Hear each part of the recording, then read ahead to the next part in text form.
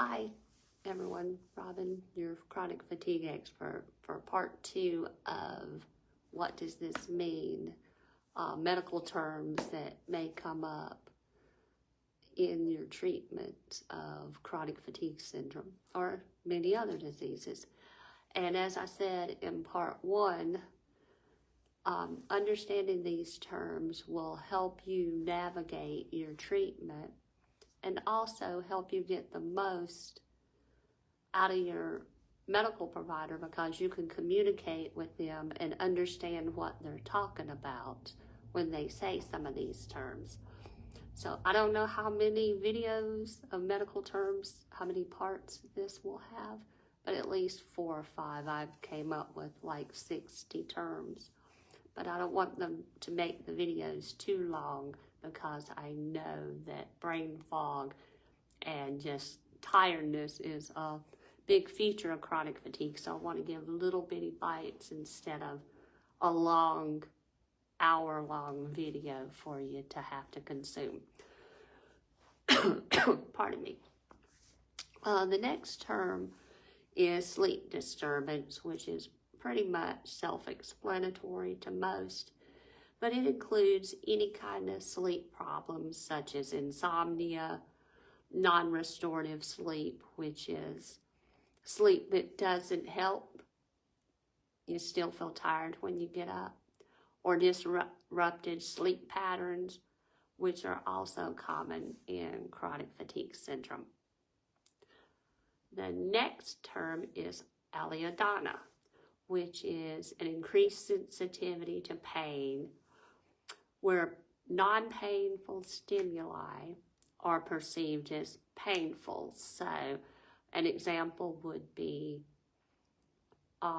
just touching your leg, which would be normal and an everyday occurrence, would cause extreme pain, where on a normal person, I say it in air quotes, just touching your leg doesn't usually cause that much pain.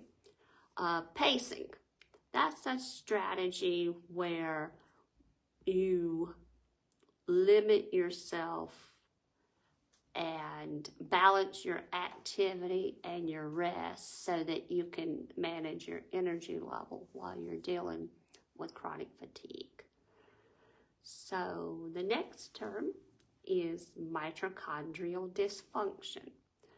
It's potential issues with the cell's mitochondria, which the mitochondria affects your energy production and contributes to your fatigue. Comorbidity, that's another important term. Comorbidity means it's presence of an additional medical condition alongside chronic fatigue syndrome. Co-occurring diseases are irritable bowel syndrome, depression, or other autoimmune disorders. It's a sad fact that if you have chronic fatigue, you are more highly likely to have another co-occurring disease that doesn't show up on its own. And 2 I'll do together, which is cognitive behavioral therapy. It's a therapeutic approach to help you manage your symptoms. Sorry about that.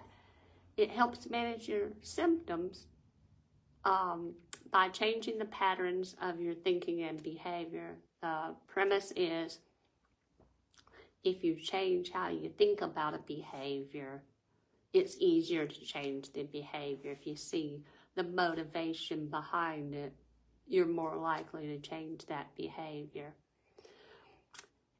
And the next term I want to talk about is, let me get my list, I have a list of terms here, that is graded exercise therapy. It's an exercise program designed to gradually increase your ability to exercise. You start out with slow gentle exercises, being mindful of your body and what you can handle, and you gradually increase the exercises according to what your capacity is that day, not just because you can do more, do more.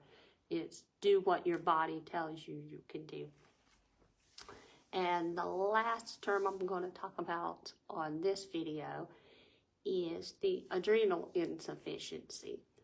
That's a condition involving an insufficient hormone in your body. There could be many different hormones that your adrenal glands don't produce that affect your energy production. So I'm going to leave you for now, and I'm going to do part 3. I hope you're having a wonderful day. Again, this is Robin, your chronic fatigue expert. And I hope you join me on my next video.